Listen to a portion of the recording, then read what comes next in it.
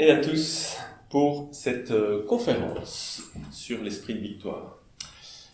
Mais pour ceux qui ne me connaissent pas, je m'appelle Sylvain, je suis le responsable de cette école et ça fait une quinzaine d'années que je pratique la philosophie dans Nouvelle Acropole, mais aussi si on prend la suite, on pourrait dire une vingtaine, une trentaine d'années que je pratique la philosophie, ou peut-être même 46 ans.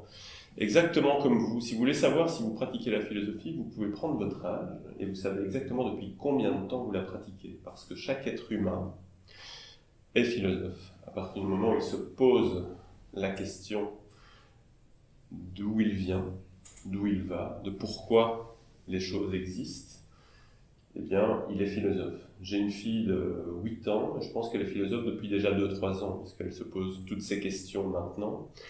Et je pense qu'elle continuera à se les poser, de la même manière que nous tous, à un moment ou à un autre, on se pose ces questions-là. Et aujourd'hui, on va se poser la question de la victoire. C'est un sujet très très vaste. Dans une école de philo, il peut être traité de pas mal de manières différentes. On va le traiter de manière philosophique, et on va se référer un tout petit peu aussi mais vraiment très peu. Je ne suis pas rentré là-dedans, j'aurais pu, dans l'esprit olympique, parce qu'on sort des Jeux Olympiques, et donc on pourrait parler effectivement de l'esprit sportif, de l'esprit olympique, dans cette idée de victoire, mais on va traiter cette question de victoire comme une attitude quotidienne que nous pouvons prendre pour affronter la vie, finalement. C'est ça l'esprit de victoire. Et ça peut se décliner par beaucoup d'aspects. Ce soir, je rappelle que c'est une conférence interactive, donc je vais traiter le sujet à partir de plusieurs réflexions. Je vais commencer par quelques apports théoriques sur des sujets connexes à l'esprit de victoire et sur l'esprit de victoire lui-même. Vous pouvez m'interrompre à tout moment, poser des questions à tout moment, vu que c'est une conférence interactive.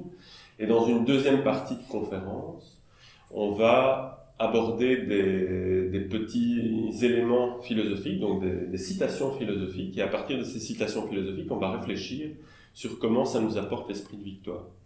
Mais je vous aurais déjà donné des éléments pour décoder ça à l'avance, donc on va pouvoir voir si on peut faire des liens avec ça, et aussi le point de vue de chacun par rapport à ça, parce que l'objectif d'une conférence comme celle-ci, ce serait qu'on puisse au quotidien voir si nous sommes dans l'esprit de victoire, voir si nous ne le sommes pas, à quoi il pourrait servir, et comment on pourrait le mettre dans notre quotidien pour pouvoir arriver à quelque chose. Donc on va traiter tout ça ce soir. Alors, la première chose, c'est qu'on est dans une école de philosophie. Alors, une école de philosophie, c'est une machine, je dirais. De la même manière qu'une cathédrale est une machine, qu'un temple grec est une machine, qu'une mosquée est une machine, j'imagine. Je connais un petit peu moins l'islam. Mais ces différents édifices ont été construits comme des endroits de transformation. Et par leur structure même, ils sont des endroits de transformation. C'est-à-dire qu'on va rentrer d'abord, je repense à ma visite de la mosquée de Paris maintenant, je fais des liens en direct. Mais donc quand on va rentrer, il y a quelque chose qui se passe au départ. Donc dans une mosquée, on enlève ses chaussures, on fait des ablutions. Dans une église, on va enlever son chapeau. Dans une synagogue, on va laisser son chapeau. Et donc il va se passer quelque chose à l'entrée où on va conscientiser qu'on entre dans un espace particulier, d'une manière ou d'une autre. Et à chaque fois, il y a un genre de purification qui va se retrouver différent dans toutes les cultures, mais les ablutions, on va les retrouver en islam, en chrétienté, vu qu'on fait on va dans le bénitier, et on se met un petit peu d'eau tout en faisant le signe de croix. Tout ça, ce sont des choses qu'il faut qu'on rentre dans un espace particulier. Dans une école de philosophie, c'est la même chose. Une école de philosophie est conçue justement pour imprimer quelque chose de l'ordre d'une transformation dans la psyché, dans le mental des gens qui y entrent. Les philosophes faisaient ça de manière très différente. On peut prendre l'exemple des pythagoriciens. Quand vous vouliez entrer dans une école pythagoricienne, eh bien, en général, on vous faisait passer des épreuves qui n'étaient pas mortelles, mais qui étaient mortelles pour l'ego. Et donc, on se moquait de vous, on vous donnait des choses à résoudre. Et si vous étaliez trop votre science, vous étiez recalé, parce qu'il fallait être très très simple pour rentrer dans l'école pythagoricienne. Dans l'école platonicienne, il était écrit « Nul n'entre ici s'il n'est géomètre », donc il fallait être mathématicien pour rentrer dans l'école platonicienne, parce que Platon était un disciple de Pythagore, ça on le sait un tout petit peu moins. Et donc, il y a cette idée en fait de transformation qui arrive. Donc, une chose qu'il faut conscientiser, si on veut parler de l'esprit de victoire, c'est qu'une école de philosophie ou une démarche de philosophie est une démarche de transformation. Et donc, on va, dans le travail philosophique, rentrer dans une transformation, c'est-à-dire, il y a un aspect formation, c'est-à-dire qu'on va former. On a parlé hier de la formation du caractère avec Jonathan qui parlait des arts martiaux philosophiques, et dans les arts martiaux philosophiques, il y a la formation du caractère, mais une école d'arts martiaux, est une école de philosophie, parce qu'elle a la même démarche. Donc, ici, dans cette école, il y a aussi, effectivement, une démarche de formation, on vient des cours de philosophie, mais ces cours de philosophie sont des cours qui amènent à une transformation, c'est-à-dire qu'on va changer de forme quand on entre en philosophie. Au fur et à mesure des années, si on pratique bien la philosophie, on va changer progressivement de forme. Et pour changer progressivement de forme, il est nécessaire de se fixer des objectifs qui nous permettent de changer de forme. Et ces objectifs, quand on arrive en philosophie, souvent, nous sommes, nous avons un petit peu cette idée d'objectif. Dans notre société, on va mettre des objectifs. Dans tout travail, on a des objectifs que nous devons atteindre. Il y a même des entreprises, c'est vraiment comme ça. Je suis allé manger avec un copain qui est dans la salle chez Google. Chez Google, on a pu prendre le temps de manger à midi parce qu'on travaille par objectif. Mais c'est comme ça un peu partout. Je travaille dans le secteur non marchand. Dans le secteur non marchand, on pourrait se dire c'est pas tout à fait comme ça, mais quand même, si, on a des objectifs, parce que les objectifs sont de l'ordre de il faut apporter telle chose aux personnes que nous accompagnons. Ces personnes, toute la science des objectifs du secteur marchand est arrivée dans le secteur non marchand. Donc, les personnes handicapées ou dans la jeunesse avec lesquelles je travaillais, il y a cette idée de ok, vous avez un programme, un plan individuel avec des objectifs pour chaque personne. Donc, il y a un genre de logique de rendement qui arrive aussi à ce niveau-là. Est-ce qu'on est arrivé aux objectifs? Est-ce qu'on n'y est pas arrivé? Chaque éducateur a aussi ses objectifs, etc., etc. Donc nous, on arrive dans une école de philosophie avec un peu ces idées. Ah, mais j'ai des objectifs. J'aimerais bien être riche. J'aimerais bien avoir une femme super. Bon, pour moi, c'est déjà le cas. Je ne suis pas encore tout à fait riche. J'aimerais bien avoir des muscles, être en bonne santé, être souple, etc. C'est plein d'éléments comme ceux-là qui font que nous voulons arriver à quelque chose. Et on se dit, tiens, la philosophie va certainement nous aider parce qu'on se rend compte que dans une école comme celle-ci qui est éclectique, on fait des arts martiaux, donc on va faire du sport, c'est bien, on va pouvoir avoir un corps sain. On fait de la philo, oui, on va avoir un esprit sain à mettre dans le corps sain. On mange entre les cours, on va manger sainement normalement, donc on va en plus, c'est génial, on va avoir des repas sains. Et je ne sais pas si vous avez remarqué, avec cette question d'objectif et dans tout ce que je viens de citer, il y a un dénominateur commun à tout ça, c'est le terme avoir. J'aimerais avoir plus d'argent, avoir une femme ou un homme, j'aimerais avoir une bonne santé, un corps sain, un esprit sain, etc. Donc on arrive avec cette idée on va se fixer des objectifs. Alors ça c'est bien, mais c'est aussi une erreur parce que l'objectif d'une école de philosophie, c'est l'être. Et donc on apprend d'abord à déconstruire toute cette idée que nous cherchons à avoir. Et c'est vrai qu'on est dans une société matérialiste, donc on apprend depuis tout petit qu'il est important d'avoir des choses, d'avoir des jouets, d'avoir des copains, d'avoir toutes ces choses. On sait avec Socrate que c'est très vieux cette histoire, parce que lui parlait de biens. Il y a des biens accessoires, des biens secondaires, et donc il y a des biens comme j'ai une maison, j'ai un chauffage, j'ai une voiture, etc. etc., qui sont des biens qui sont d'une importance très très très relative parce qu'on peut les perdre. Puis il y a des biens, des amis, voilà, de la santé, des choses comme celle-là. Donc ça, c'est des biens un tout petit peu plus importants, mais ça reste j'ai ça. Et donc nous, philosophes, avec Socrate, nous cherchons normalement l'être. Nous cherchons le bien ultime, c'est-à-dire l'être. Et donc, une des choses importantes dans une école de philosophie, c'est de se fixer ce but. Un seul objectif est à fixer. Et ça, c'est quelque chose qui est, pour moi, qui a été quelque chose de totalement salvateur. Et ça m'est pas arrivé il y a si longtemps que ça. Ça fait 15 ans que je pratique la philosophie, mais il y a 2-3 ans, dans un dialogue avec un de mes maîtres, il est arrivé avec cette idée de un seul objectif qui est le développement de l'intériorité, qui est l'être en fait. Et pour moi, ça a changé absolument toute ma pratique. Parce que je pratiquais beaucoup de choses, mais j'avais plein d'objectifs. À partir du moment où on nous dit, mais non, en fait, nous philosophes, on a un objectif qui est le développement de l'être, c'est super intéressant parce que tout le reste, soit il y a des choses qui s'effacent, soit il y a des choses qui viennent en lien avec cet objectif principal. Bon, ça c'est une chose importante, je vais revenir dessus par la suite. Je voulais vous parler, ou vous reparler, parce que vous savez que c'est une de mes marottes, un de mes marronniers, c'est la résilience, avec lesquelles je reviens souvent. Je présentais avant les cours de philosophie en vous présentant l'idée de résilience. Donc je vais passer très vite dessus, parce que s'il y a des habitués dans la salle, il y en a quelques-uns. La question de la résilience, vous l'avez tous eue, mais je vais quand même rappeler les idées fondamentales de cette idée.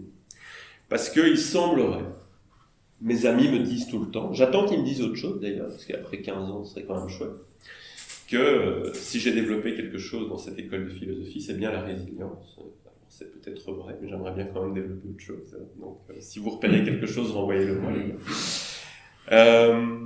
Mais effectivement, pour moi, la résilience, c'est un fait acquis.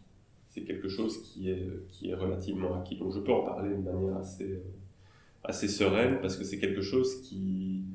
Je ne sais pas si c'est simple pour moi, mais petit à petit, c'est devenu beaucoup plus simple et beaucoup plus... C'est plus une question, en fait. La résilience, vous savez ce que c'est, j'imagine, on en parle beaucoup. Le grand prêtre de la résilience, c'est Boris Cyrulnik en psychologie, mais il y a des tas d'autres applications. Et à la base, la résilience, la définition de la résilience, c'est la propriété d'une matière qui, tout en recevant des chocs, va revenir à sa forme première. C'est-à-dire qu'elle va bouger et elle va revenir à sa forme première. Donc elle a cette capacité, par ses propriétés, de pouvoir revenir à sa forme première. Donc, comment cette résilience est apparue chez ces objets ? Parce que ces objets ont été soumis, dans leur fabrication, à des chocs extrêmement intenses. J'aime toujours prendre l'exemple d'une épée, celle d'un samouraï ou des épées chinoises, c'est le même principe, un tout petit peu différent. Parce que les épées chinoises sont beaucoup plus souples, mais quand même, vous avez toujours cette idée que vous avez un alliage de métaux qui vont être chauffés très très fort, on va taper dessus très très fort, on va les plier en plein de couches différentes, on va retaper dessus, on va les passer au froid, on va les repasser au chaud, on va les replier, on va les retaper, et donc c'est comme ça, par tous ces chocs successifs, ces différences d'état, chaud, froid, extrême, etc., que ce matériau va acquérir une force particulière qui est liée à sa robustesse et à sa souplesse. C'est vraiment les deux éléments particuliers. C'est solide et souple à la fois. C'est pas juste le papier toilette dont on dit ça. C'est vraiment la plupart des matériaux résilients. C'est souple et solide à la fois. C'est référence. Quelqu'un a la référence ? Oui. Oui, c'est quoi ? C'est la pub pour le papier toilette. Oui, non, mais c'est la pub que les inconnus ont fait pour le papier toilette. Voilà, référence. Voilà. Souple et solide à la fois. Comme ça, vous retiendrez la résilience. C'est juste ça qu'on va retenir. C'est ça, mais peut-être que ça créera des liens. Chez un être humain, c'est la même chose. chez un être humain, c'est la capacité que nous avons de revenir à notre forme initiale malgré les chocs que nous recevons dans notre quotidien. Et de la même manière, cette capacité, elle est construite par la forge. C'est-à-dire que nous sommes forgés pour arriver à cette capacité. Parce qu'on pourrait se dire, ah c'est chouette la résilience, on peut devenir résilient parce que nous allons revenir à notre forme de départ. Très bien, mais en tant que philosophe, on peut se poser des questions. Est-ce que nous avons une forme de départ ? Et quand je parle de forme, c'est intéressant de se poser la question, parce que la forme dans laquelle nous met la société est-elle une forme robuste ? On a, je ne sais plus comment il s'appelle maintenant, ce super... j'ai pas encore lu le bouquin, mais je l'ai entendu à la radio. Ce gars qui parle de la robustesse des sociétés plutôt que de la solidité des sociétés. C'est très intéressant. Est-ce que nous avons été éduqués de manière robuste ? Et en fait, la réponse, j'imagine que nous la faisons tous, c'est clairement non. Parce que nous avons été éduqués dans une société très, très confortable et matérialiste. Et donc, tout ce que nous avons comme forme de départ, c'est revenir au matérialisme. Donc, si on pense que la résilience, ça va nous sauver tous parce que ça va nous faire revenir à notre forme initiale, attention, tous les coups que nous allons recevoir dans la société vont nous faire revenir à notre matérialisme si nous n'avons pas appris autre chose. Désolé, Boris Cyrulnik. Mais oui, nous avons une capacité innée de résilience, mais les gens qui démontrent la plus grande résilience, et ça Cyrulnik le montre aussi, sont ceux qui ont été frappés de toutes parts depuis tout petit. Je ne dis pas frappés forcément physiquement, mais ils ont reçu des chocs et ils ont réussi à se construire. On n'a pas forcément besoin de recevoir des chocs. Oui. Je peux t'interrompre. Vas-y. Je me souviens de l'avoir écouté, ce monsieur. Par contre, ce que je me souviens, c'est qu'il a dit que c'est pas vraiment revenir à la forme initiale parce qu'on est frappé, on est abîmé par ce qui se passe. Donc l'idée c'est vraiment de continuer vers un idéal, vers la sérénité, vers le bonheur, mais d'une autre façon, parce qu'on ne peut pas revenir, être le même après ce qui se passe. Donc, c'est plutôt ça. Donc, pour moi, c'est pas revenir à la même forme. Tu ne peux pas revenir. Tu étais frappé. Et donc, l'idée, c'est de vraiment, avec ce que tu as, peut-être par un autre chemin, parce que le chemin que tu as fait déjà t'a amené déjà dans cette situation, continuer vers quelque chose qui te... Oui. Mais je pense qu'on est d'accord avec Boris Cyrulnik, mais j'y vais par un autre chemin. Parce que finalement, la personne qui est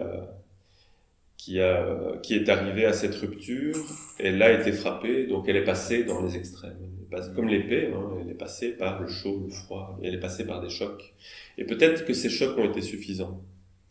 Mais notre société ne nous forme plus à développer cette structure de base à laquelle revenir. Alors, comme tu le dis bien, et comme le dit Boris Cyrulnik, on va y aller par un autre chemin, il va falloir le reconstruire à ce moment-là.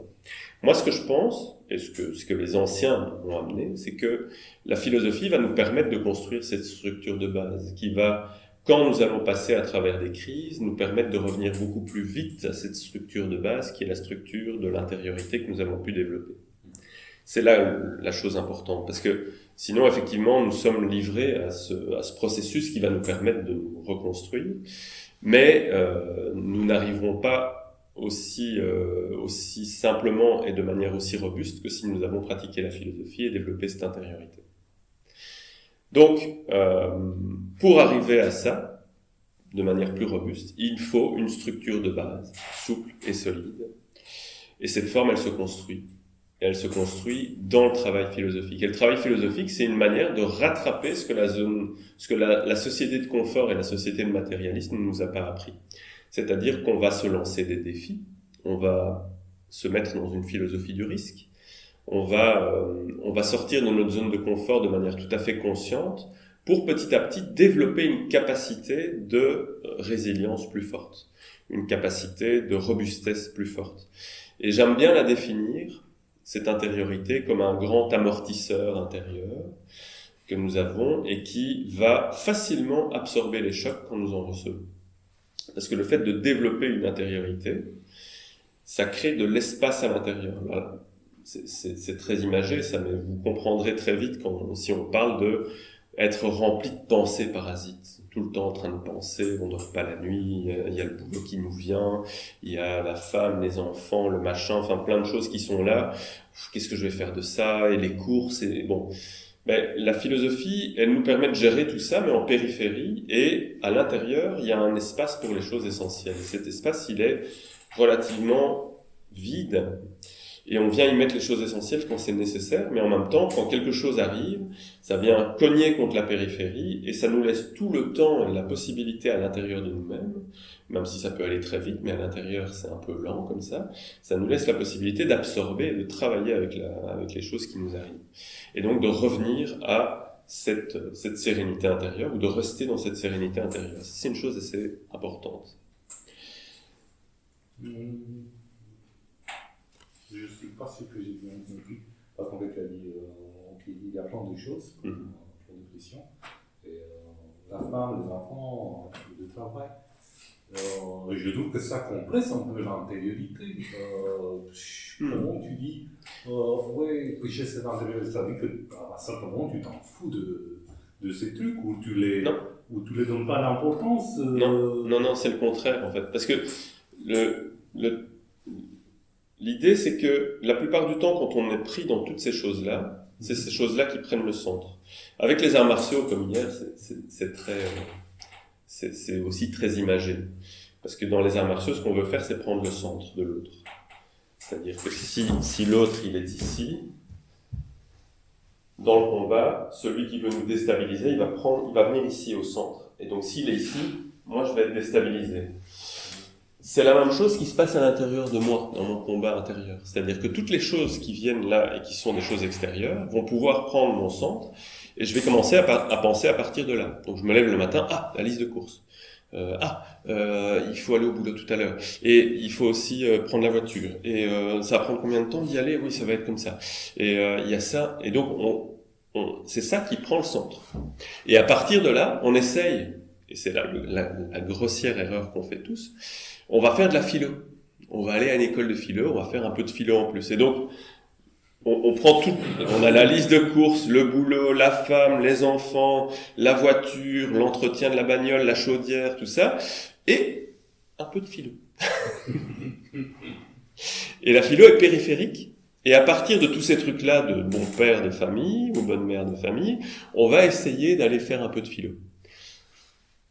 Bon, vous imaginez bien que c'est le contraire. C'est-à-dire que on va être philosophe, c'est-à-dire qu'on va créer une certaine sérénité, une intériorité, un recul sur les choses, on va analyser les choses d'une certaine manière, on va ressentir les choses d'une certaine manière, et de tout ça, on va gérer la facture, la chaudière, la voiture, le transport, le machin, tout ça. Ça reste important. Mais c'est à partir de mon être philosophique que je gère ça. Ce qui crée une toute autre manière de vivre les choses, une sérénité complète quand on gère les choses, quand on vit les choses. Et ça, c'est vraiment quelque chose d'important. Et là, on commence déjà à rentrer dans l'esprit de victoire. Parce que, je vais y revenir, mais gérer les choses de cette manière-là nous fait rentrer automatiquement dans un esprit de victoire. C'est-à-dire que quand on arrive à vivre les choses comme celle-là, et qu'on écrit son journal comme Marc Aurèle le soir, on peut se dire, tiens, j'ai bien géré ceci et cela pendant la journée. Parce que j'étais serein, détendu, j'ai pu prendre le temps, j'avais programmé les choses, j'avais anticipé. Mais comment on fait tout ça? Parce qu'on a à l'intérieur de nous la possibilité de le faire. Si on laisse toutes les choses qui se passent dans la société bouffer notre espace intérieur, on n'a plus la possibilité de faire quoi que ce soit. Et plus la possibilité de faire l'essentiel. Et tout ce qui est en plus de l'essentiel, on va le faire mal. Donc, ça ne marche pas très fort. Alors, donc cette résilience, c'est déjà une victoire. C'est-à-dire pouvoir revenir à ça, cette intériorité souple et solide à la fois, robuste, nous allons donc, c'est déjà une première victoire en fait. Mais parlons un peu de victoire du coup, parce que j'ai parlé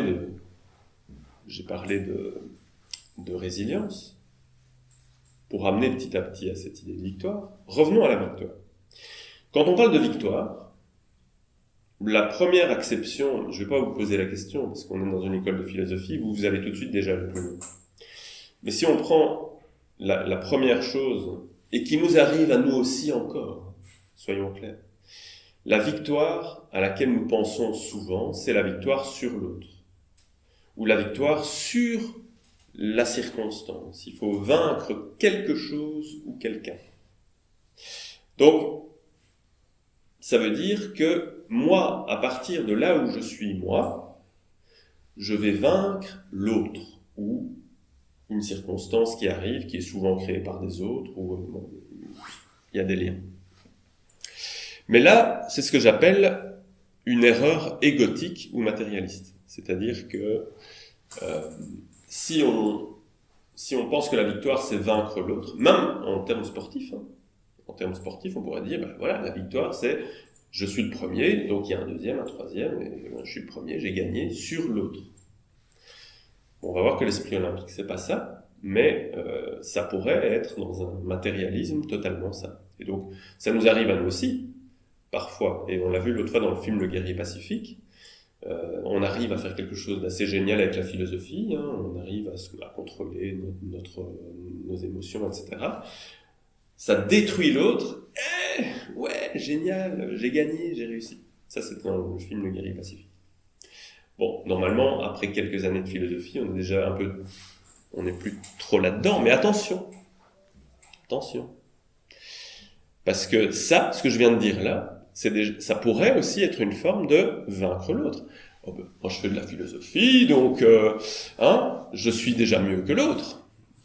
Attention, il y a toujours des possibilités de revenir à l'ego. L'ego est très, très, très insidieux. Donc, on peut penser qu'on est arrivé, et puis, poum, on retombe. Et c'est comme ça dans les mythes toujours.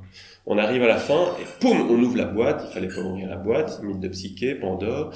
Bouddha arrive à la fin. Il y a le démon Mara qui arrive. Il va encore le tenter une bonne fois. Jésus, 40 jours, il arrive à la fin. Le démon arrive. Tu vas devenir le roi du monde, etc. C'est la même chose dans tous les mythes. Mais ça nous dit une chose. Attention, quand on arrive, on risque de tomber encore. Donc nous, philosophes, aussi, on peut arriver à ces limites-là, et donc il faut pouvoir toujours réfléchir là-dessus. Mais je reviens. Victoire sur l'autre, c'est une erreur. C'est clairement une erreur, parce que ça nourrit notre ego de vaincre l'autre. Mais alors, qu'est-ce que la victoire, si c'est pas vaincre l'autre? Parce qu'on nous a toujours appris que la victoire, c'est d'être le premier. Le premier en tout, il faut être le premier depuis tout petit. Je ne sais pas si vous, ça a été comme ça. Moi, j'étais dans une école où c'était comme ça. C'est peut-être moins comme ça aujourd'hui. Dites-moi, premier de classe, c'est génial, quoi. Il faut 18, quoi. Il faut 18 sur 20. Il faut être le premier de classe, quand même. C'est ça l'idée, au départ, à l'école. Alors, on n'est pas obligé, mais c'est mieux. Si on arrive avec un 18 à la maison, les parents sont contents. Donc, en gros, on valorise extrêmement le fait d'être premier de classe. Alors on pourrait se dire, ça n'a pas d'importance, etc. Et puis quand notre enfant arrive, même je suis premier de classe, ouais, bravo! Premier de classe, ça veut dire que j'ai vaincu tous les autres. Bon, alors, qu'est-ce qu'on fait avec ça? Eh bien, la première chose, en école de philosophie, comme en esprit olympique d'ailleurs, si on prend l'esprit olympique d'Olympie, je pense que dans une certaine mesure, c'est encore présent aujourd'hui. Mais quand même, c'est la victoire sur soi. On rabâche tout le temps les oreilles avec ça, mais c'est être meilleur que soi. C'est-à-dire, j'essaye d'être meilleur aujourd'hui que je l'étais hier. Pas pour être meilleur qu'un autre, pour être meilleur que moi-même. Et donc, la victoire sur soi, c'est puissant, parce que c'est quelque chose qui est une démarche quotidienne. On a des défauts, on a des difficultés, on va essayer de les vaincre petit à petit. Donc un bon exercice pour ça, que tout le monde connaît, vous prenez 10 choses que vous n'aimez pas chez vous, vous notez ça sur une feuille, ou plutôt 10 choses auxquelles vous voudriez arriver. Il y a ça, il y a ça, il y a ça, il y a ça. Et vous commencez par la plus difficile et vous y allez à fond. Et puis vous faites la deuxième, un peu plus facile. Ce qui veut dire que plus vous avancez, plus vous fatiguez et plus vous faites des choses simples. Ça va aider normalement.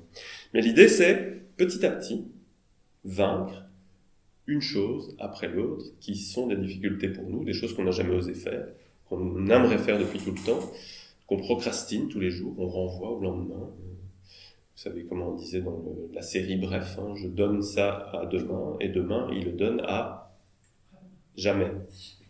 Ok.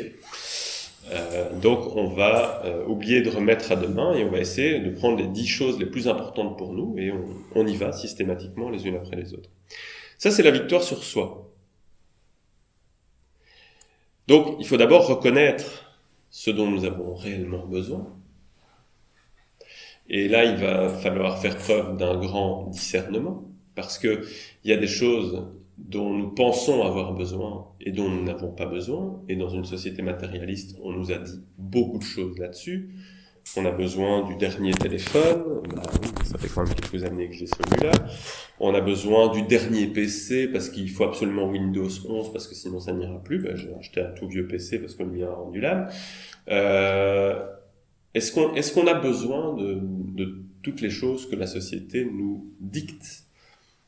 Évidemment non, mais de quoi a-t-on réellement besoin? Bon, ça c'est une démarche de discernement, c'est tout un travail philosophique, on va pas rentrer là-dedans maintenant, mais c'est une des premières choses à faire. De quoi j'ai réellement besoin en tant que, pas moi tout seul, mon ego, mais en tant qu'être humain. De quoi l'être humain a besoin, ce qui nous renvoie à la suite, c'est-à-dire la victoire de l'humanité tout entière. Et en fait, c'est vrai que les Jeux Olympiques sont représentatifs de cette idée de se vaincre soi-même.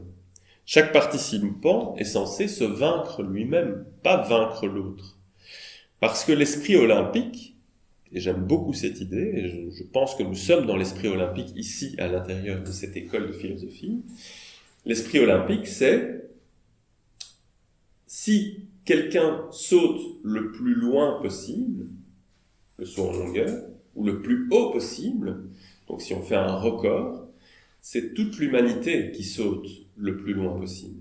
Bon, évidemment, dans une société mondialisée, parce qu'on sait très bien que l'olympisme, c'est pas l'ensemble de l'humanité, c'est très orienté Europe, d'ailleurs c'est très remis en question pour le moment, mais quand même, il y a une dimension universaliste qui pourrait reprendre tous les êtres humains, il y a un archétype là derrière, et donc l'idée c'est, l'être humain saute ça.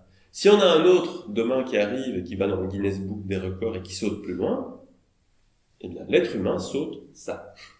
C'est l'humanité tout entière qui saute cette distance. Ça veut dire quoi? Ça veut dire égalité des chances. Ça veut dire tout le monde peut arriver à sauter ça. Et nous avons tous les capacités normalement de le faire. Et nous allons tous pouvoir arriver à un moment peut-être à sauter ça. Peut-être que c'est pas le but, mais on sait que l'être humain est capable de ça. Donc si jamais un jour nous on saute et qu'on saute 1 mètre, on sait que non, il y a quand même 4-5 mètres de plus que l'humanité peut sauter. Alors on peut le faire aussi d'un point de vue philosophique.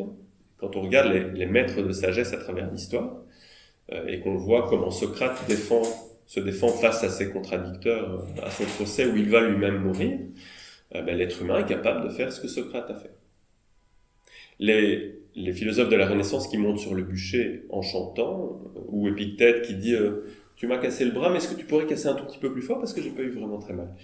Ça veut dire on est capable de faire beaucoup plus qu'on ne le pense, et on peut aller plus loin. L'humanité peut faire mieux que ça. Donc c'est la victoire de l'humanité aussi. Donc vous voyez qu'on parle de la victoire sur l'autre, à la victoire sur soi, qui amène à la victoire de tous. Et ça, c'est vraiment très important. La victoire de tous, parce que on a, en fait, un développement de valeur dans ce dépassement de soi. Un développement de valeur dans la victoire. Et donc, ce que va créer la victoire, c'est des valeurs. C'est-à-dire l'excellence. Si on regarde les Jeux Olympiques, c'est très parlant. Alors, évidemment, il y a la compétition, l'argent, tout ça. Mettons un peu ça de côté. Prenons l'idéal. L'excellence, le fair play, le fait le respect de l'autre. On a tous vu ces gens qui tombent, qui sont censés gagner ou qui s'arrêtent trop tôt. Vous avez déjà vu ça, j'imagine. Ils s'arrêtent trop tôt, il gagnait, le gars. Le deuxième, qu'est-ce qu'il fait? Il aurait pu passer la ligne. Il s'arrête, il fait, t'as oublié, tu dois gagner normalement. Ah oui, pardon. Chut. Donc, toutes ces valeurs-là, en fait, qui sont au-delà de je veux être sur le podium numéro 1. Non, il y a tout ça qui est en train de se créer là-dedans. On peut reproduire ça à notre échelle. Si on est avec cette manière de fonctionner victorieuse dans notre manière de travailler et de vivre tous les jours, eh bien, on va créer quelque chose d'excellent, là. Et donc, on va créer des champions. Les champions, c'est quoi? Le mot champion lui-même, c'était quoi le champion dans l'Antiquité? C'est que quand il y avait deux armées qui devaient s'affronter, on allait avoir énormément de morts. Et bien, de temps en temps, quand il y avait des généraux un peu plus cléments, ils disaient on va pas tuer tout le monde, ça n'a pas de sens. On va envoyer notre champion. Et vous envoyez le vôtre, et à deux, ils combattent. Et s'il y en a un qui vainc l'autre, ça veut dire que la guerre est gagnée par cette armée-là. Le champion, c'était celui-là, le représentant de toute l'armée, ou de tout un peuple, qui allait défendre l'ensemble du peuple. Le champion au Moyen-Âge, c'était le champion de la dame, c'est-à-dire le chevalier qui était choisi par une dame, et la dame disait au chevalier, voilà, je vous donne mon mouchoir, et c'est vous mon champion, et vous vous battez, pas pour vous-même, pas pour votre ego, vous vous battez pour moi. Et donc il y a toujours cette dimension de se battre pour quelque chose qui nous dépasse, quelque chose d'autre, ou quelque chose d'extérieur à moi, qui n'est pas mon petit ego. C'est toutes des choses qui sont très belles.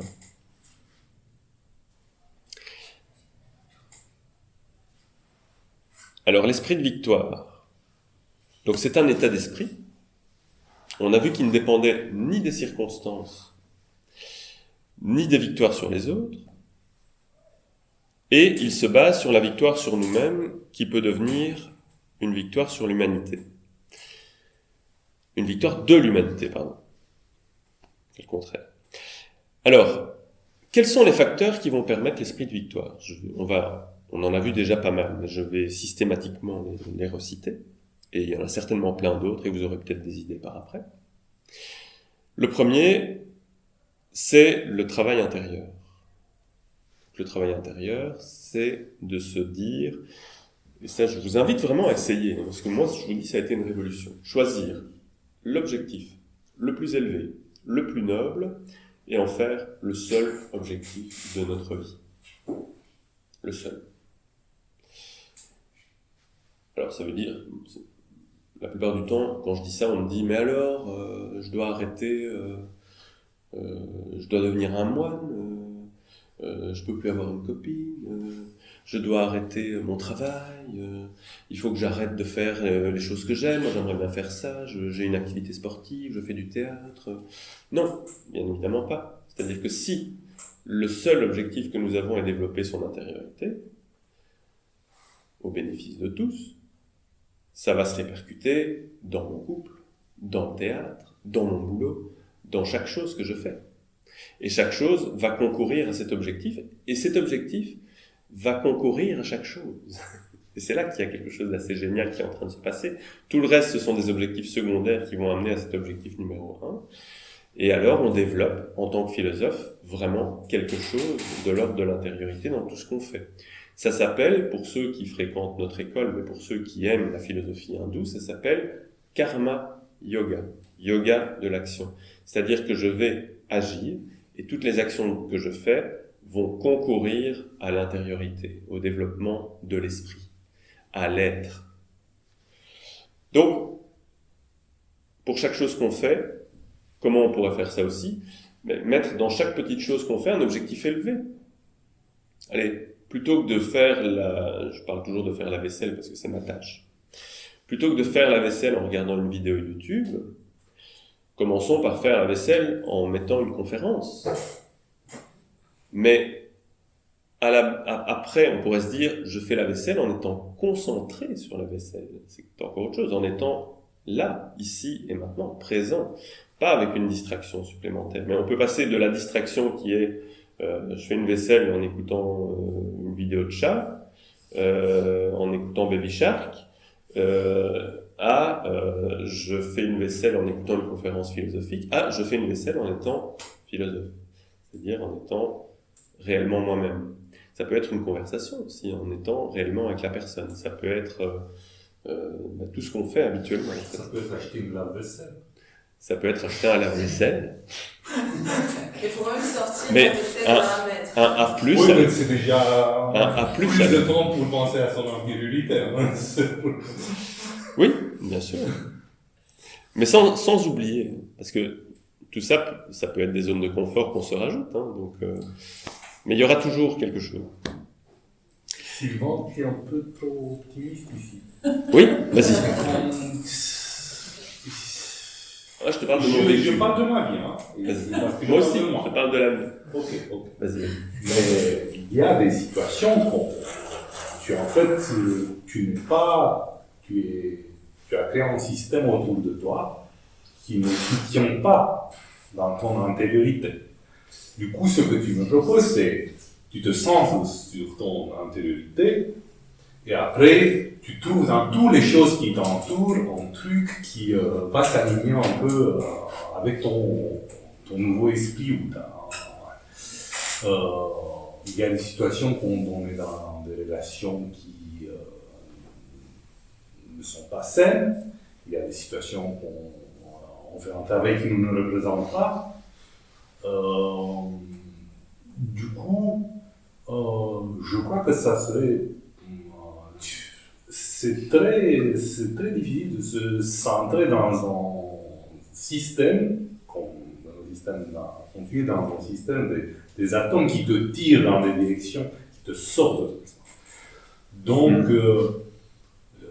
c'est pour ça que je n'aime pas que le message que tu donnes, c'est un très bon message, mais ce n'est pas très facile à mettre en pratique. Je ne suis pas d'accord. Très bien. Allons faire un peu de débat. Oui. Mais je pense qu'on peut revenir aussi à la conférence d'hier, qui est intéressante. Oublie la conférence d'hier, j'étais pas là. Non. Tu me rappelles de Sarah qui me dit vous allez apprendre. Je vais développer. Tu sais que ça me sort de mon cerveau. Oui. Mais c'est un exercice spirituel, Mathieu. C'est ça qui est bien, et j'en fais depuis... Non, mais je vais en parler, je vais développer. Parce que c'est un peu le même principe. Ce travail intérieur, ça se fait, on l'a dit depuis le tout premier cours ici, hein, ça se fait dans un dojo mental et moral. C'est-à-dire qu'une école de philosophie, comme je le disais tout à l'heure, c'est un lieu de transformation. C'est aussi un lieu où on va se transformer entre amis, entre compagnons. On va être ça va être relativement bienveillant entre nous, on va être dans un environnement propice, approprié pour travailler ça, comme dans un dojo. Dans un dojo, on n'est pas sur du béton, on va tomber sur des tatamis, donc on va tomber sur quelque chose d'un peu adouci. On va apprendre à tomber sur des tatamis, on va pas tout de suite apprendre à tomber sur le béton, sur le bitume. Et en fait, ça n'empêche pas tout ce que je viens de dire ici que on va vivre des expériences qui sont difficiles dans la vie. Ça va arriver forcément. On va arriver dans un boulot qui n'est pas adéquat, on va arriver dans un collègue qui est malsain, on va avoir un conflit avec quelqu'un. Ça ne veut pas dire que ça va effacer tout ça, bien évidemment. C'est pas possible que ça efface tout ça.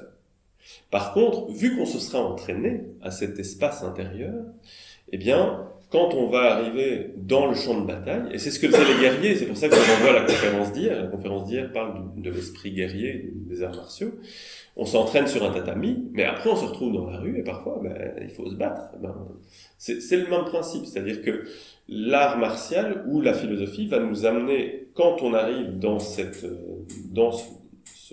difficulté, d'arriver avec une posture particulière. Ça ne veut pas dire que ce ne sera pas difficile. Ça ne veut pas dire que notre personnalité ne va pas vivre des émotions négatives. Mais ça veut dire que nous allons avoir, sur le moment, un tout petit peu plus de recul. Peut-être après 10, 15 ans de travail, j'en sais rien. Au début, peut-être qu'on n'aura pas le recul. Mais ça n'empêche qu'on va petit à petit acquérir des réflexes. J'ai pas eu le recul. Et encore maintenant, ça m'arrive de pas avoir le recul. Je vais arriver dans un truc difficile, ça va mal se passer. Bon, Le soir, on prend son journal. Qu'est-ce qui s'est passé exactement? Quel a été le problème? Quelle a été mon erreur? Où est-ce que mon ego est intervenu là-dedans pour faire capoter tout le bazar? Pourquoi ça m'arrive à moi tout le temps, ce truc-là? Pourquoi est-ce que ça revient en permanence? Karma. Donc, il y a plein d'éléments qui vont nous permettre petit à petit de prendre des bons réflexes, parce que ce genre de situation va revenir. Parce que normalement, on est abonné aux situations. C'est-à-dire que tant qu'on n'a pas compris, les situations reviennent.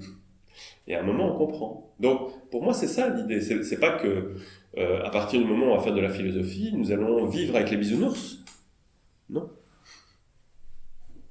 C'est que, à partir du moment où on s'entraîne, on va apprendre des postures différentes qui vont parfois changer les interactions avec les autres. D'ailleurs, de toute façon, les psychologues savent ça aussi, parce que j'ai fait de la psychologie systémique, et la systémique dit exactement la même chose. C'est-à-dire que nous sommes en interaction, mais le bouddhisme le disait avant, nous sommes en interaction avec tout. Je suis en interaction avec toi maintenant, avec tous ceux qui sont ici. On interagit, on n'a pas l'air d'interagir, à part nous deux, parce qu'on parle, mais ce que je suis en train de dire, ça s'imprime dans vos têtes, dans vos cœurs. Vous êtes en train de réfléchir, vous dire, je suis pas tout à fait d'accord avec ce qu'il dit. Il y a des choses qui sont en train de se passer ici. Peut-être que si je dis une chose qui est très, très désagréable, notre relation est déjà en train de changer, c'est-à-dire qu'il y a des gens qui vont sortir fâchés, on va plus se revoir, etc. Des choses très agréables. On va boire une bière tout à l'heure, on sera tous super copains. Donc, il y a quelque chose qui est en train de se jouer ici. Si moi je change de posture maintenant, il va se passer quelque chose chez vous. Et donc, si moi, je vis un cours de philosophie où je prends conscience de pas mal de choses sur moi-même et sur ma posture avec un autre, et que ça change en moi et que j'arrive le lendemain à changer, vous avez tous déjà vécu ça, ceux qui sont depuis longtemps dans l'école, vous arrivez le lendemain changer dans votre famille, dans votre boulot, qu'est-ce qui se passe? L'autre change. Pas qu'il va devenir un bisounours, mais par contre, il sera tout à fait à l'aise parce que tiens, je fais quelque chose, il s'en rend pas compte, c'est inconscient. Je fais quelque chose, et Mathéi, là, il réagit pas de la même manière. C'est pas normal. Moi, j'aimerais bien qu'il réagisse de la même manière, je vais réessayer, boum, il réessaye un petit peu, ça passe pas. Donc il est obligé de changer, le gars. C'est comme aux arts martiaux, on frappe, il part, on frappe, il part encore, je vais être obligé de changer de posture, j'ai pas le choix. Et c'est ça qui se passe. C'est pas qu'on crée un monde de bisounours, le monde est toujours le même, mais ça change toutes les interactions. C'est inévitable. Alors parfois, évidemment, on est dans un boulot qui est terrible pour nous, c'est pas du tout notre endroit. Peut-être que notre changement de posture, c'est de partir. Je dis pas que ça va changer tout l'environnement. Parfois, l'environnement, on ne peut pas le changer. Il faut accepter avec Épictète qu'on ne peut pas changer ce genre de choses. Alors, on s'en va. Et on change pas. Et parfois, le fait de s'en aller, pour les autres, c'est quelque chose qui dit quelque chose et qui amène un changement après. Mais ça, on ne le sait pas. On n'est pas là pour le voir. Ou le fait de ne rien faire. Parce que si tout à chaque fois... Parce que moi, j'ai vécu ça. Et là, vu que tu l'as expliqué ça, je viens de voir exactement. Ça fait 7 ans, j'ai fait exactement la même chose. Et pour la première fois, je n'ai rien fait. J'ai juste dit, ok, si cette fois, j'observais juste et je ne rentrais pas. Et en fait, tout le monde, ça va? Est-ce qu'il y a quelque chose qui ne va pas? Non, en fait, les gars, je fais super bien. Pour la première fois, je n'ai rien fait.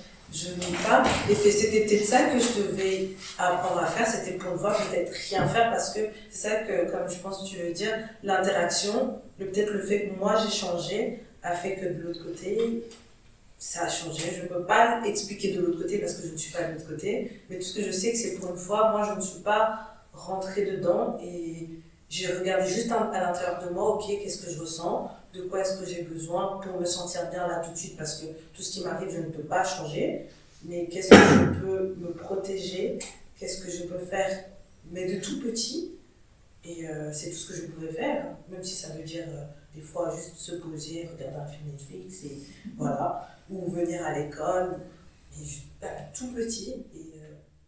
Ça, c'est une chose qu'on apprend avec l'esprit de victoire. Je suis en partie responsable des choses qui m'arrivent. En partie. C'est-à-dire que j'ai une part. Si j'ai une part, c'est génial. Hein, parce que si j'ai aucune part, je peux rien faire. Si j'ai une part de responsabilité dans l'interaction avec le collègue qui m'ennuie, avec la boîte dans laquelle je travaille, si j'ai une part, je peux changer la situation. Si je change de posture, la situation va changer. Parce que les êtres humains sont des êtres sociaux, donc ils sont en interaction les uns avec les autres. Donc s'il y en a un qui change, tout peut changer autour. Et ça se passe souvent, ce genre de choses. Donc, mais ce qui se passe le plus souvent, c'est que les interactions restent habituelles. Parce que c'est confortable. On a l'habitude. Pourquoi est-ce que les gens restent dans des interactions toxiques, où des gens se font battre et ils continuent à être avec la personne qui les bat? Parce que on est aussi des êtres d'habitude. Mais on peut changer ses habitudes. Et ça, c'est tout un travail. Et tout ça est lié aussi au fait de se battre pour une cause noble, en fait. Quel est l'objectif noble que je me pose, quelque chose qui me dépasse complètement, et que je peux avoir comme quelque chose qui m'inspire au quotidien. Ça veut dire que ça va nous permettre de dépasser notre petit ego. C'est pas pour nous qu'on fait les choses, c'est pour l'humanité, c'est pour les autres, c'est pour l'humanité tout entière, comme je le disais tout à l'heure avec l'esprit olympique. Et cette humanité, elle est en nous, et en même temps, nous en faisons partie.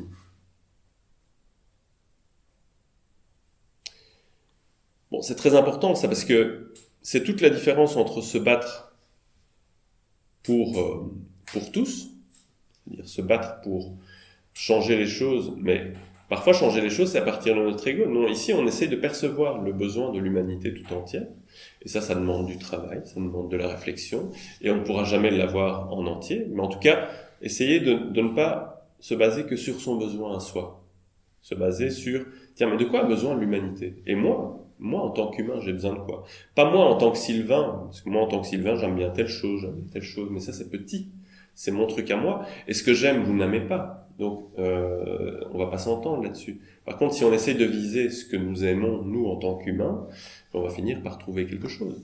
Pourquoi est-ce qu'on est là aujourd'hui? Parce que l'esprit de victoire ou ce que nous discutons ce soir, ça nous intéresse tous, c'est quelque chose, on se dit, oui, c'est humain, il y a quelque chose à comprendre là-dedans, ça me permettra certainement de faire quelque chose.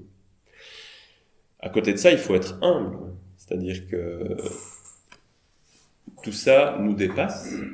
On peut essayer de comprendre les besoins de l'humanité tout entière, mais il faut aussi partir du principe qu'on ne va jamais comprendre entièrement les choses. Et donc, à partir de notre petite compréhension, agir, parce qu'en tant que philosophe, on va se battre avec des armes brisées, mais savoir que notre action ne peut pas être complètement parfaite, et donc pouvoir aussi se mettre à l'écoute des autres. Parce que si je ne m'écoute que moi, je reviens dans l'ego, donc se mettre à l'écoute des autres, se mettre à l'écoute des enseignements qui ont été faits par des personnes qui ont fait de la philosophie pendant des dizaines d'années, il y a des milliers d'années, et qui ont comparé leur savoir les uns avec les autres pendant des centaines ou des milliers d'années. Évidemment, se mettre à l'écoute de choses comme celle-là nous permet de moins se tromper petit à petit dans le quotidien. Autre chose intéressante que j'essaie de faire tous les matins, c'est développer la certitude de vaincre. Alors, sans illusion, c'est pas l'idée. Comment développer la certitude de vaincre sans illusion? Parce que si on se dit, je vais arriver à vaincre tout, je vais déchirer, dès qu'on n'arrive pas à vaincre, on est cassé en 1000 morceaux. Parce que là, c'est la certitude de l'ego qui dit « moi, je suis meilleur que tout le monde, vous inquiétez pas, je vais y arriver ». Si on part de cette posture-là, en général, on se casse en 1000 morceaux très très vite. Je pense que c'est vraiment un des éléments de la résilience quand on vit des choses difficiles. C'est si on partait du principe « je suis le meilleur, je suis très bon dans ce que je fais, je suis très bon dans tout ce que je fais d'ailleurs », et qu'on se casse la figure, on tombe de très très haut et on se casse très très fort la figure. Donc la question de l'humilité, elle est vraiment très importante. Et en même temps, développer la certitude de vaincre. Comment on peut développer la certitude de vaincre en étant humble? Eh bien, vas-y. En se disant que la certitude de vaincre, moi je vois que même quand j'ai l'impression d'échouer, pour moi c'est juste un stop vers la victoire. Que c'est qu'un stop. Si là j'ai échoué là maintenant, c'est qu'il y a quelque chose que je devais apprendre pour aller vers la victoire. Oui, ça c'est une autre chose dont j'allais parler aussi, ouais. Moi, un exercice que je fais le matin, c'est me dire, j'ai la capacité de faire tout ce que j'ai à faire aujourd'hui. Bon, au début, c'était pas vrai. parce que je mettais trop de choses dans mon agenda, et donc je n'y arrivais pas. Donc avec le temps et la rationalité, on apprend à se dire, voilà tout ce que je mets en place pour arriver à l'intériorité, et j'ai la capacité aujourd'hui de faire tout ce que j'ai prévu de faire pendant la journée. Tout ce que j'ai prévu de faire pour arriver à mon intériorité, pas les choses superflues, mais j'ai la capacité de faire ce que j'ai à faire. Donc, déjà, partir avec ça le matin, c'est déjà quelque chose. Tout en étant humble. Humble, ça veut pas dire « Oh, mais je suis pas capable ». Non, ça veut dire « J'ai pu quand même être rationnel avec le temps et réussir à construire quelque chose qui est bien réfléchi, qui est bien pensé. Donc, par l'expérience, je sais que j'ai la capacité de faire ce que j'ai à faire aujourd'hui. » Donc ça, c'est déjà une chose, à mon sens. On part déjà avec un esprit de victoire le matin, si on se dit ça tous les matins. J'ai la capacité de faire ce que j'ai à faire. Parfois, il y a des choses difficiles à faire. Il y a des épreuves qu'on sait qu'on va vaincre. Moi, ça m'est arrivé d'être licencié dans mon boulot. Ça m'est arrivé d'être licencié dans des conditions extrêmement conflictuelles. Eh bien, partir la journée en sachant ce qui va nous arriver et en disant j'ai la capacité de faire ce que j'ai à faire aujourd'hui. C'est-à-dire, c'est là que c'est intéressant. C'est quoi faire ce que j'ai à faire aujourd'hui? C'est simplement être licencié? Non. Parce qu'on pourrait être licencié, pleurer, partir dans tous les sens, mal réagir. Non, c'est... D'abord, si on sait qu'on va vivre une épreuve, pourquoi je vis cette épreuve? Qu'est-ce que ça apporte à mon objectif numéro 1, cette épreuve? Est-ce que ça apporte quelque chose? Est-ce que je me suis trompé quelque part? Donc, il y a plusieurs éléments là-dedans. Il y a le fait que chaque épreuve, et ça on le voit avec la Bhagavad Gita, le bouddhisme, les stoïciens disent un peu la même chose aussi, chaque épreuve a du sens. Si on part comme ça, on part avec un esprit de victoire. Parce que ça veut dire que chaque épreuve, elle a du sens. Donc, que je gagne sur l'épreuve ou que je perde, je suis victorieux. Si je perds, si j'échoue, je tombe, je me rattrape. En tombant, il faut apprendre à chuter, disait Jonathan hier, mais chuter moralement aussi. Je me rattrape. Et je réfléchis à qu'est-ce que j'apprends avec cet échec. Ça, c'est important. Si je gagne, si je réussis, eh bien, victoire, super. Mais attention à l'exaltation. Ah, victoire, je suis meilleur. Parce que là, on est reparti dans l'ego. Non, victoire, qu'est-ce que j'apprends de cette victoire? Qu'est-ce que je retire comme force de cette victoire? Mais attention à l'exaltation. Ça, c'est très important. Donc, 2 éléments importants. Échec, victoire. Dans tout ça, se retire une chose que les philosophes nous apprennent depuis un bon bout de temps, la conscience de l'immortalité. Conscience de l'immortalité. Qu'est-ce que c'est que cette histoire? Est-ce que nous devons avoir vraiment une conscience que nous avons une âme immortelle? J'aurais envie de dire oui. Parce que j'y crois fermement et je suis persuadé que j'ai une âme immortelle. Par expérience. Mais je ne peux pas demander ça à tout le monde. C'est pas... et même moi, avec grande humilité, parce que j'en suis persuadé, mais je continue à étudier la question tous les jours, parce que je suis un philosophe, je ne suis pas un religieux. Donc j'en suis persuadé, mais je vérifie ça tous les jours. Je pourrais très bien un jour me dire il y a un truc qui colle pas avec ma réflexion. Donc je vais devoir réfléchir ou j'y crois plus. À voir. Mais en tout cas, en tant que philosophe, il faut toujours pouvoir réfléchir à la question. Mais par contre, à notre niveau, la conscience de l'âme immortelle, qu'est-ce que c'est?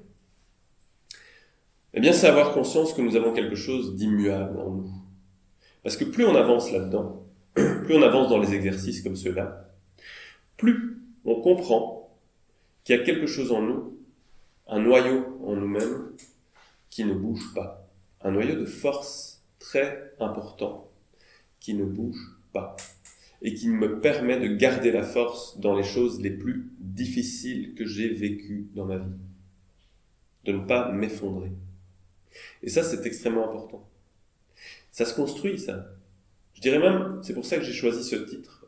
Nourrit l'esprit de victoire. Ça se nourrit. Parce que c'est là en nous. Mais c'est peut-être tout petit.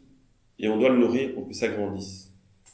Mais il y a quelque chose de stable en nous. au-delà de tous les changements. Si vous regardez votre vie depuis tout petit jusqu'à aujourd'hui, j'imagine que chacun d'entre nous, nous pouvons faire ça.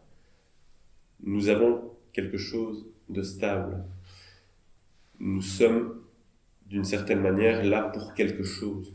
Nous allons dans une direction. Nous pouvons voir émerger dans l'étude de notre vie, de notre trajectoire de vie, un sens. Et ça, c'est la chose stable que nous avons en nous, sur laquelle nous pouvons toujours nous reposer. Ça, les anciens l'appellent l'âme immortelle. Pour les anciens, l'enseignement, il est là. Moi, je vous ai donné, bon, c'est malin, il va mettre à jour, c'est pas grave, je vais faire la conférence de mémoire.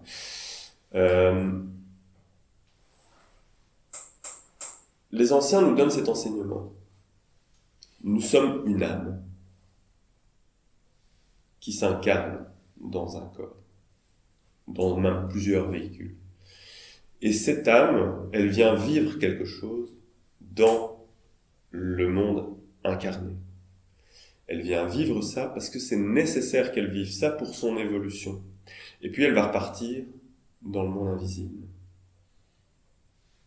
Bon, ça c'est l'enseignement. Mais nous, comment on mange ça? Parce que, je suis une âme. Bon, on n'est pas des New Age, hein. Je suis une âme. Non. Comment on mange ça?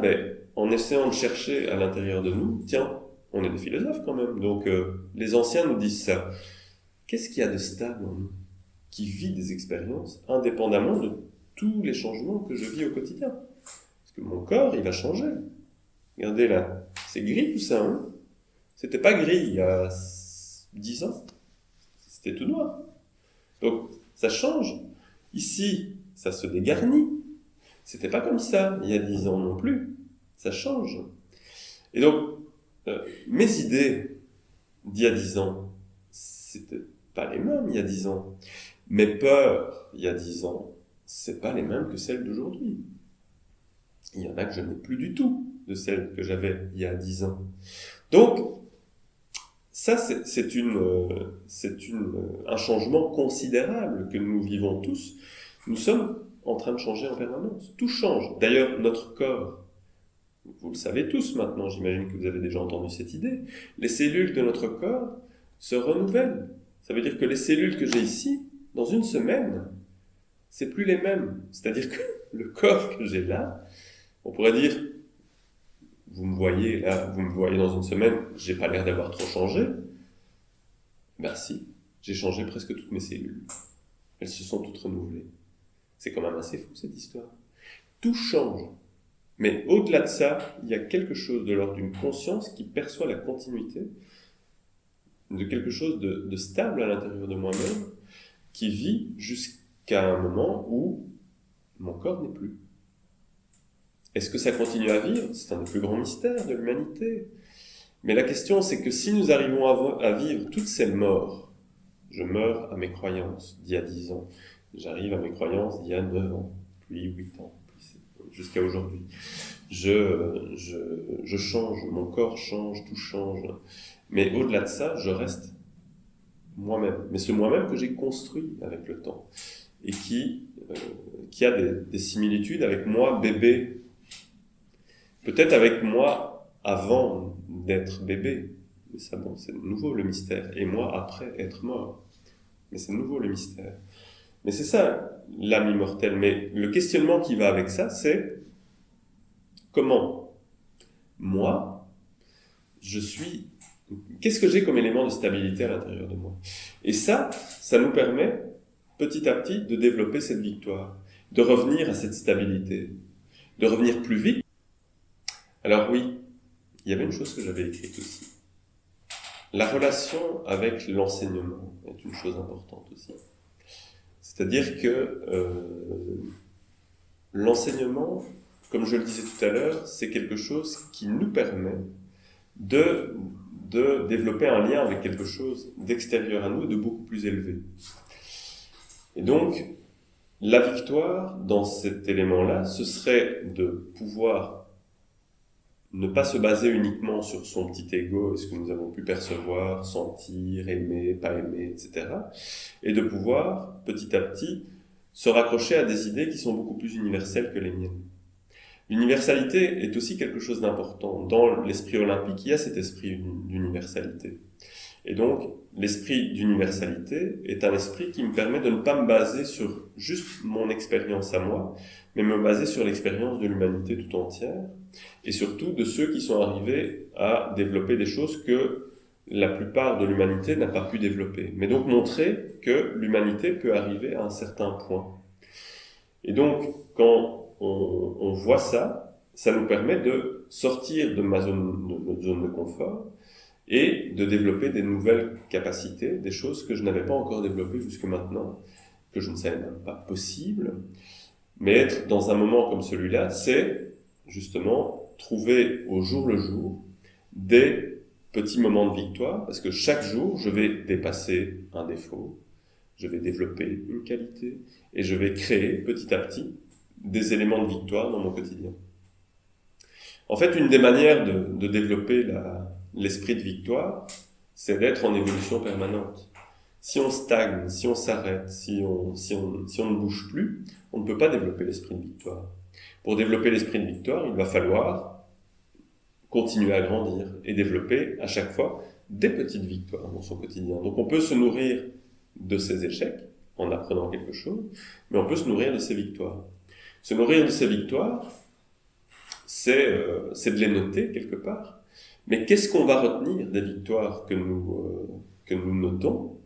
C'est pas de nouveau le côté égotique. J'ai gagné, j'ai vaincu, je suis le meilleur. Parce que là, on revient à la base, au problème de base. Mais plutôt de se dire, ok, j'ai pu arriver à ça. Qu'est-ce que j'ai appris? Donc, tant dans l'échec que dans la victoire, j'ai appris quelque chose. Et la victoire me donne aussi un sentiment. Si on arrive à écrire nos victoires, ça va me donner un sentiment d'accomplissement de quelque chose. Et ce sentiment, petit à petit, construit quelque chose de solide aussi. Parce que pour être très contrôlable dans notre société, il faut qu'on soit désespéré. Et donc nos sociétés nous désespèrent. Alors je ne dis pas que le réchauffement climatique est un concept faux. Mais par contre, tout ce qui est mortifère qui va avec le réchauffement climatique, c'est-à-dire la fin de l'humanité, nous sommes responsables de tout ça non, responsables ce serait bien. Nous sommes coupables de tout ça, donc on peut rien y faire, on va tous mourir. On n'arrête pas de nous montrer des astéroïdes qui pourraient toucher la Terre pour le moment. En fait, on est en train de nous désespérer.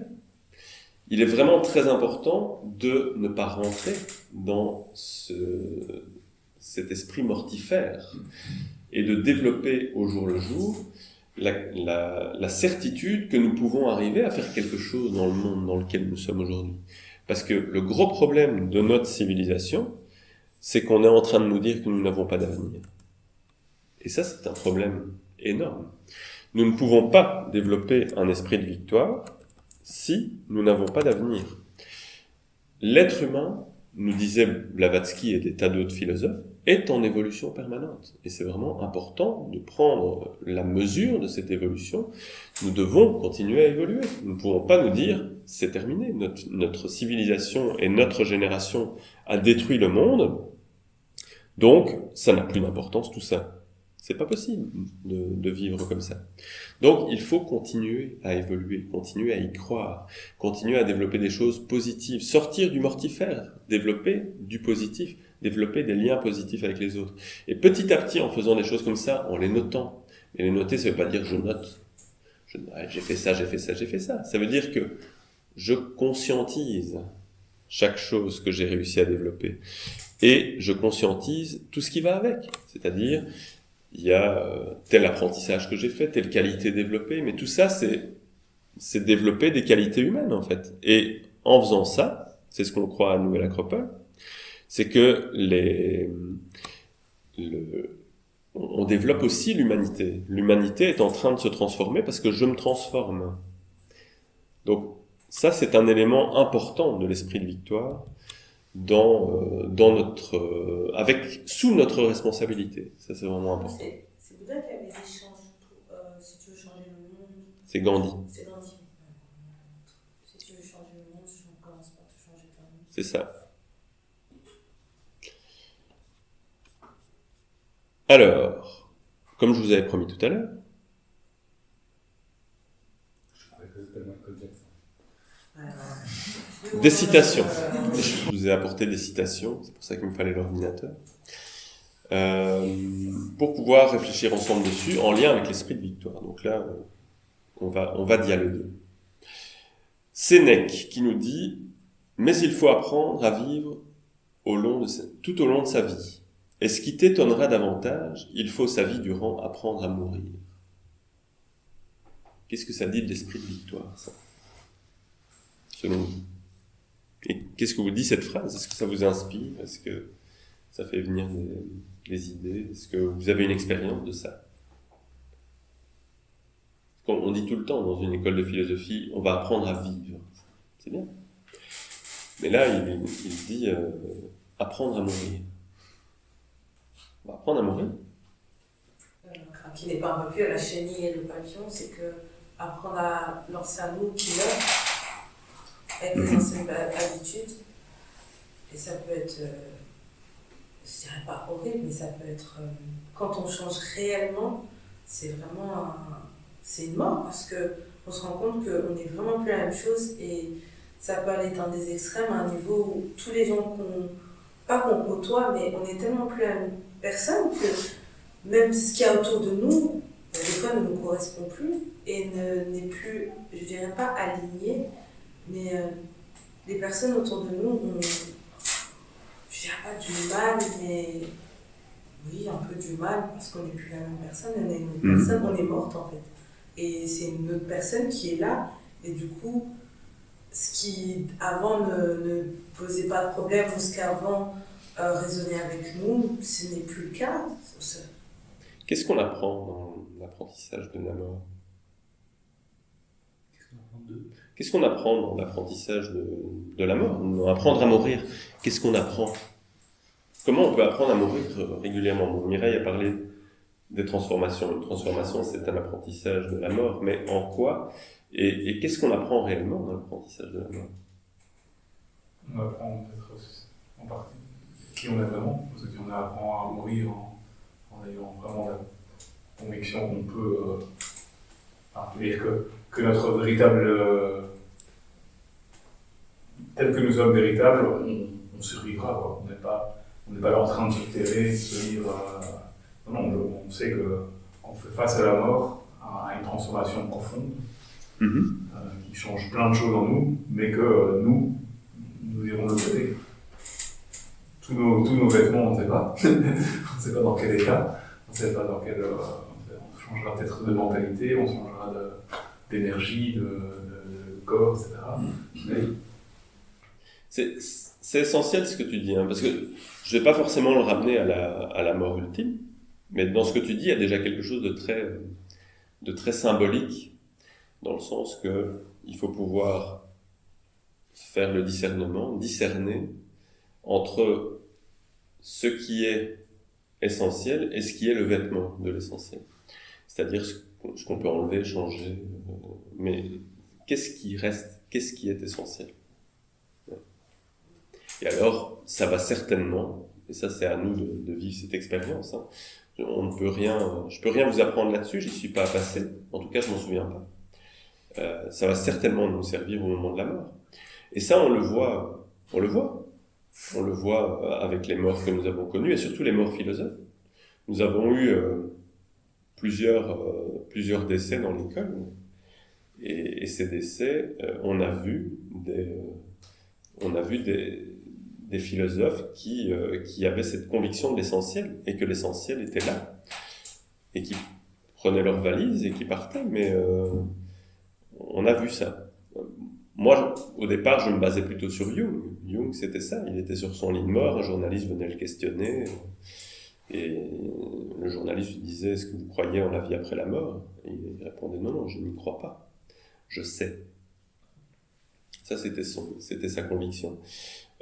Maintenant, voilà, mourir comme ça, c'est une manière de mourir, philosophique. Et j'ai vu d'autres compagnons qui sont partis, comme s'ils partaient juste en voyage, en fait, hein, avec toujours leur force, sans crier, sans pleurer, Et C'est beau, c'est très beau. Maintenant, nous, notre entraînement d'aujourd'hui, c'est nos morts, nos petites morts du quotidien. Je me suis fait virer, j'ai changé de compagne, j'ai perdu mes croyances, je n'y crois plus, je passe un burn-out, etc. Ce sont des morts. Mais des morts essentielles, c'est-à-dire pour changer de forme. J'aime bien l'image que tu as dit, parce qu'on va passer de la chrysalide, enfin de la chenille à la chrysalide, au papillon. C'est comme par exemple, aujourd'hui on est dans un monde où on court toujours pour plus d'argent, d'avoir, et quand on a des vrais problèmes financiers, il y a un moment où on s'arrête, on se dit mais ok, j'ai des problèmes financiers, mais j'ai des problèmes, qu'est-ce qui me manque? Moi ça m'est arrivé, qu'est-ce qui me manque réellement? J'ai à manger, j'ai un toit, j'ai des vêtements, en fait il ne me manque rien. Pourquoi j'ai le sentiment que j'ai un problème financier alors que je n'en ai pas? Oui, j'ai un problème financier pour m'acheter un iPhone, ou le dernier iPhone, ou pour aller à Bali là tout de suite, oui, effectivement, c'est horrible. On sent l'influence des influenceurs. L'essence de la philosophie est qu'un homme devrait vivre de manière à ce que son bonheur dépende aussi peu que possible de causes extérieures. Qui a dit ça? L'essence de la philosophie est qu'un homme devrait vivre de manière à ce que son bonheur dépende aussi peu que possible des causes extérieures. Stoïque. C'est un stoïcien?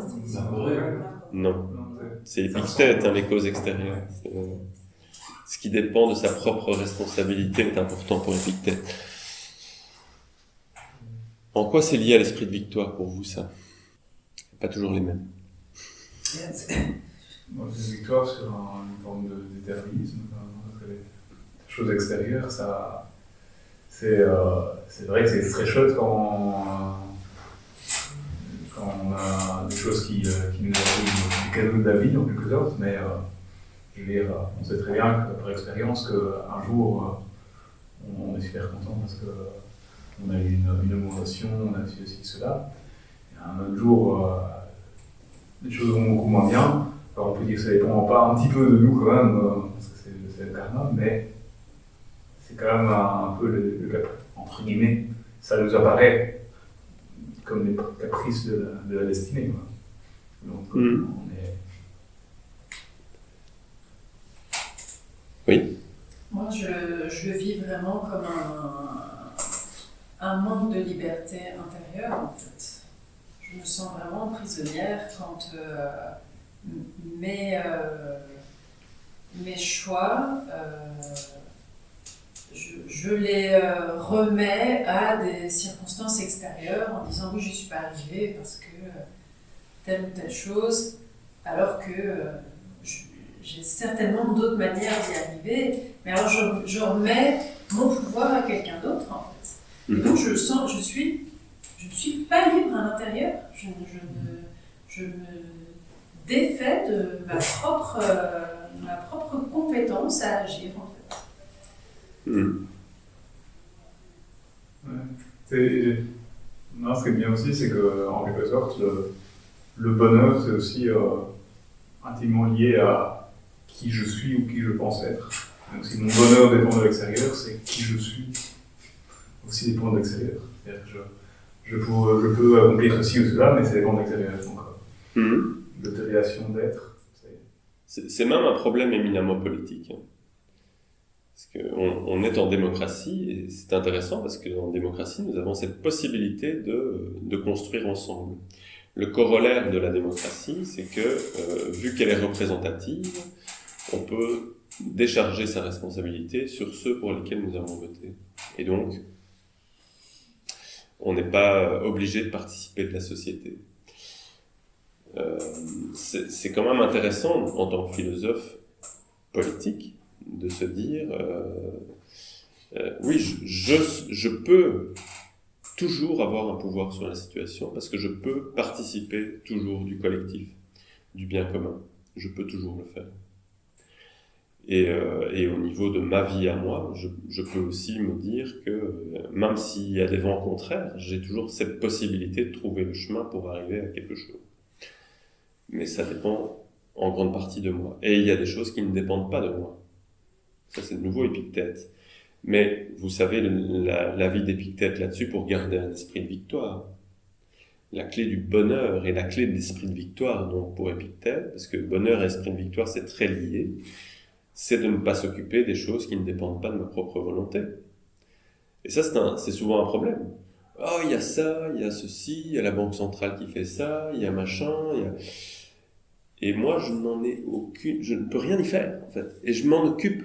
Et ça rentre dans mon espace intérieur. Et je vais réfléchir longtemps à toutes ces choses-là. Mais je ne peux absolument rien y faire. Mais mettons ça de côté et faisons autre chose qui permettra d'aller plus loin. Bon, Platon qui dit la plus grande victoire, c'est la victoire sur soi. Ça, on en a parlé tout à l'heure. Lao Tzu dit le plus grand conquérant est celui qui sait vaincre sans bataille. Et prenons Bouddha, comme ça les trois sont vraiment liés. 1000 victoires sur 1000 ennemis ne valent pas une seule victoire sur soi-même. Donc là, vous voyez que les philosophies sont liées. Hein. Orient, Occident. Bon, ça nous ramène à la Bhagavad Gita et le Karma Yoga. Tu as droit à l'action, mais seulement à l'action et jamais à ses fruits. Que les fruits de tes actions ne soient point ton mobile, et pourtant ne permet en toi aucun attachement à l'inaction.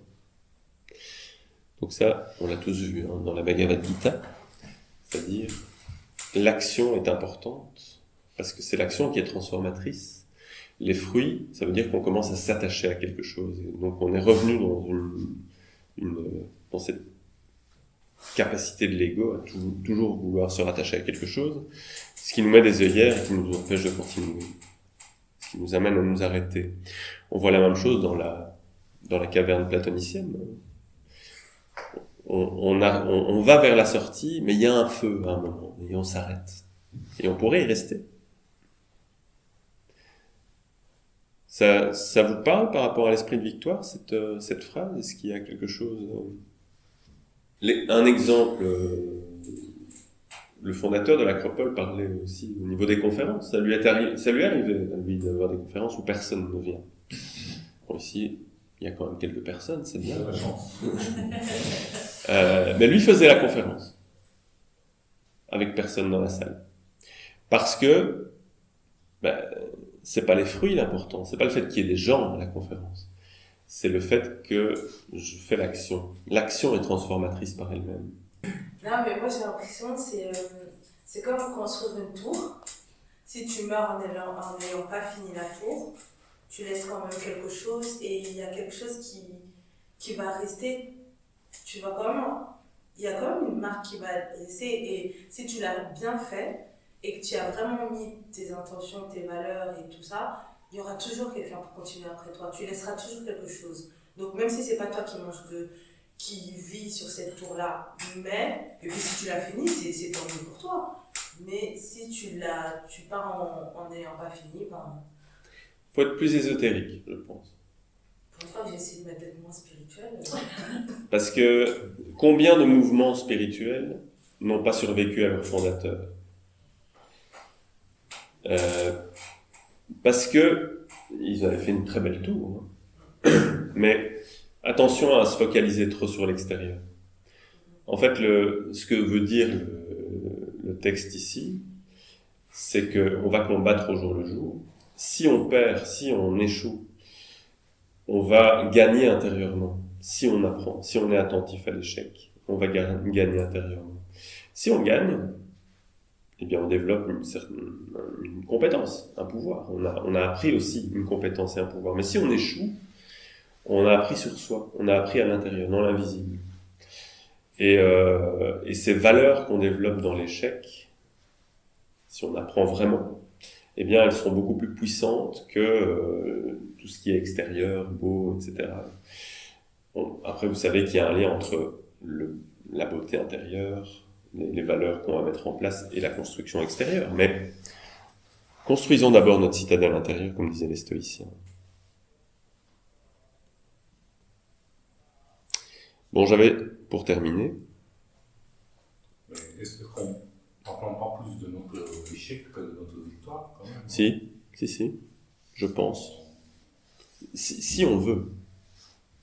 Parce que le problème avec les échecs, c'est que vu qu'on n'aime pas ça, on a tendance à les oublier très vite. Parce que tu vois, tu donnais cet exemple de ton licenciement. Oui, c'était quand même un moment difficile. On peut le considérer en échec. Tu as voulu le transformer un peu. Mais en fait, c'est comme ça. Je crois que les vraies victoires, ou les victoires plus importantes, sont vraiment le plan de conscience de nos échecs.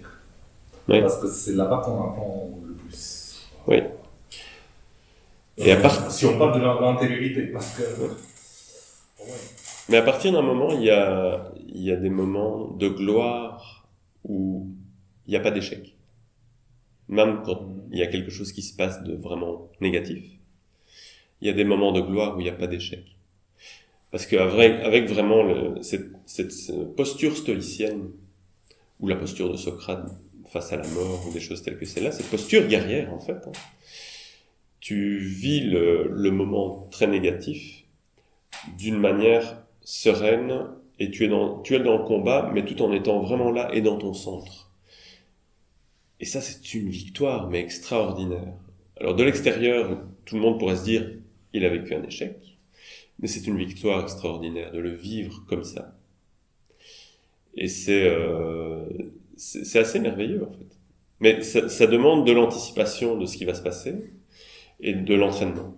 Il y a cet entraînement, et surtout, parce que c'est pas qu'on s'en fout, hein, c'est de savoir au départ que ce qui va se passer est bon. C'est juste. Si ça m'arrive. Et ça, c'est vraiment l'enseignement du dharma et du karma. Si ça m'arrive, c'est juste. Alors au départ, tu sais ça, t'arrives dans le truc, ça fait très très mal. Et plus tu avances avec cette idée, j'ai l'impression, et plus tu te dis, bon, il va m'arriver un truc demain et c'est juste. Alors si c'est juste, comment je vais être? Si c'est juste, je vais être serein. Et effectivement, je suis serein à ce moment-là. Et j'arrive à réagir même noblement et correctement à ce moment-là. Et pour moi, c'est fort lié à la mort. Blavatsky disait une chose que moi je trouve extraordinaire. Est-ce que vous allez mourir? Je crois que c'est Blavatsky qui a dit ça, mais j'en suis même plus sûr. Je crois que je m'étais trompé l'autre fois. Est-ce que vous allez mourir comme vous êtes venu au monde, en criant et en vous débattant dans tous les sens? Et c'est ça, quand on passe une épreuve, une mort en fait, un échec, entre guillemets, est-ce qu'on va y aller en nous débattant et en criant, ou on va y aller en guerrier, noblement, face à la mort? Et tout ça, c'est un apprentissage de la mort.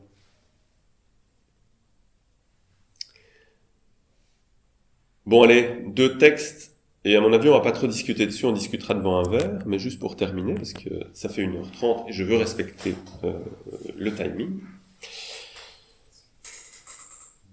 La voix du silence dit: Bien sûr. La fin. 3 salles, ô pèlerins fatigués, aboutissent au terme des labeurs. Si tu veux savoir leur nom, alors écoute et souviens-toi. Le nom de la première salle est ignorance, avidya. C'est la salle où tu as vu le jour, où tu vis et où tu mourras. Le nom de la seconde est la salle d'apprentissage. Là, ton âme trouvera les fleurs de la vie, mais sous chaque fleur, un serpent levé. Le nom de la 3e salle est sagesse. Au-delà s'étendent les eaux sans rivage d'Akshara, source indestructible de l'omniscience. Si tu veux traverser sain et sauf, c'est là que ça devient intéressant, la première salle ne permet pas à ton esprit de prendre pour le soleil de vie les feux de la convoitise qui brûlent. Si tu veux franchir sans danger la seconde salle, ne t'arrête pas à respirer le parfum de ces fleurs stupéfiantes. Si tu veux être libre des chaînes karmiques, ne cherche pas ton gourou dans ces régions illusoires, mayaviques. Les sages ne s'attardent pas dans les bosquets des sens, les sages ne prennent pas garde aux voies mielleuses de l'illusion. Donc ça, c'est à méditer vraiment, parce que c'est un texte très très très profond. Et pour l'esprit de victoire, il y a vraiment quelque chose à méditer quand on est face aux expériences de vie. Qu'est-ce qu'on garde? Qu'est-ce qu'on ne garde pas? c'est quoi ce serpent enroulé qui peut nous attraper si on s'approche de trop? C'est quoi ce feu illusoire de la convoitise? C'est extrêmement important pour l'esprit de victoire. On pourrait en faire une conférence entière de ce passage, donc je ne vais pas le faire maintenant. Mais méditez là-dessus. Méditez là-dessus parce que c'est vraiment très important. Et je terminerai avec une citation de Georges Angel Livraga, le fondateur de Nouvelle Acropole, qui nous dit, par rapport justement à cet esprit de victoire, si chaque jour vous vainquez en vous-même une mauvaise tendance, si chaque année vous dominez un vice, si chaque décennie vous parvenez à améliorer la maîtrise de vous-même, vous participerez vraiment à la construction de l'histoire, car en plus de vous-même, c'est toute l'humanité que vous aiderez. Je vous remercie.